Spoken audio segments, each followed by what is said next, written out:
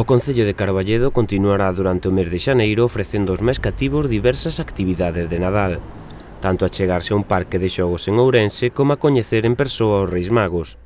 O día 2 vamos a visitar Pazolandia, o parque de atraccións situado no Paco Paz en Ourense.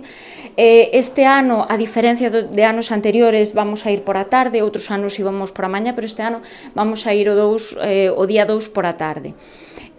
Poden asistir todos os nenos e nenas empadroados no Concello que o desexen, con idades comprendidas entre os 6 e os 12 anos. No caso de que houbera algún neno ou nena que non estivese empadroado, pero que estivese nas vacacións de Nadal con algúns familiares aquí, ou que tivese máis de 12 anos, no caso de que sobrasen plazas, tamén podrían asistir. Para inscribirse nesta actividade poderán o facer a través de chamada telefónica ou acudindo ao mesmo Concello.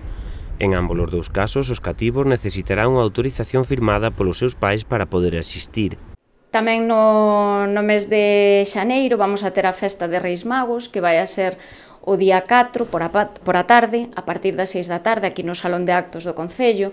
Non facemos cabalgata, entre outras razóns, porque, como probablemente o mellor fai frío, para que tanto os Reis Magos como os nenos e nenas que os veñades a ver, non pasedes moito frío. Tamén me gustaría dicirvos a todos os nenos e nenas que veñades que vos acordedes de traer a carta escrita para os Reis Magos.